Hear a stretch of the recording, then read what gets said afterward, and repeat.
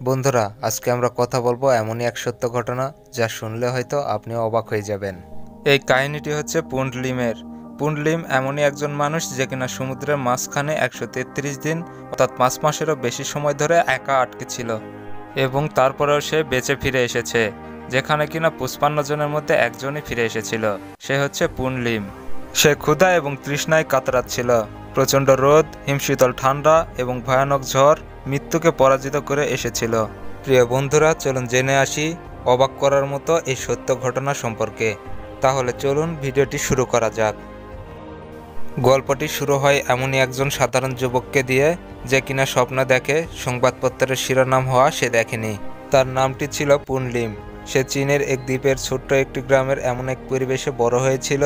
তার পরিবারটি খুবই গরিব ছিল। তার মা বাবা কোনো মতো দিনে দুবেলা খাবার জোটাতো। অভাবের জন্য পড়াশোনাও মাঝপথে ছেড়ে দিয়েছেন পুন্ডলিম এবং তারপর পেটের আগুন নেভানোর জন্য ব্রিটিশ মার্চেন্ট নেভি সেনাবাহিনীতে চাকরি নিলেন। সালটি ছিল 1942 সাল, যখন দ্বিতীয় বিশ্বযুদ্ধ তখন 4 মে সকল সেনা সদস্যদের এসএস বেনালুবন্ডে মোতায়েন করা হয়েছিল।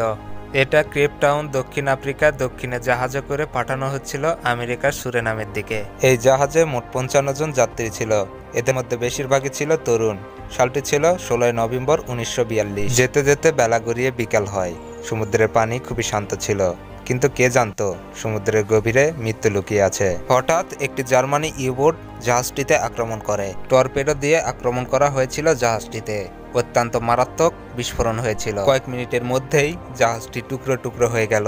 আগুনের চারিপাশে আগুনের শিখা, ডুবে যাওয়া মানুষ এবং বিশৃঙ্খলার কথা হয়তো সবাই জানে। সবাই নিজের জীবন বাঁচানোর জন্য আপ্রাণ চেষ্টা করছিল।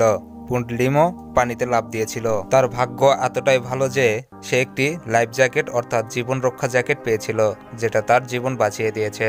55 জনের মধ্যে সে একাই জীবিত ছিল। হয়তো আল্লাহ নিজ হাতে তাকে বাঁচিয়ে দিয়েছে। বাকি 54 জন যাত্রী সমুদ্রের নিচে তলিয়ে গেছে। পুন্ডলিম একা 2 ঘন্টা ধরে সমুদ্রে সাঁতার কাটতে থাকে। ধীরে ধীরে সে ক্লান্ত হতে থাকে, কিন্তু তার মনোবল এখনো জীবিত রয়েছে। তখনই সে একটি কাঠের তৈরি নৌকা দেখতে পায় আর ধীরে ধীরে নৌকার দিকে এগোতে থাকে। পুন্ডলিম তার সমস্ত শক্তিকে একত্র করে নৌকার উপরে উঠে বসে এবং এই নৌকাতে যা কিছু ছিল সেটাই তার শেষ সম্বল এবং এই নৌকাকে সে পৃথিবী মনে করে। এই নৌকায় ছিল একটি রান্না করার পাত্র, একটি ভাঙা টর্চ, কিছু চকলেট, 3টি মিষ্টি পানির বোতল, একটি শিখা এবং একটি ফায়ার বন্দুক ছিল, যা দিয়ে সে খুব সহজে জাহাজকে সংকেত দিতে পারে। পুন্ডলিম ঠান্ডায় কাঁপছিল, কিন্তু তখনও তার মনে একটি আগুন জ্বলছিল। সে তার 2 হাত জোর করল এবং ছোটবেলায় তার মা যা শিখিয়েছিলেন তাই করতে লাগলো। তারপর সে আল্লাহর কাছে প্রার্থনা করতে শুরু করে, বলে, হে আল্লাহ, তুমি আর একটিবার আমার বাবা মার কাছে আমাকে ফিরিয়ে দাও। আর সে কারণে 55 জনের মধ্যে পুন্ডলিম একাই বেঁচে গেছে।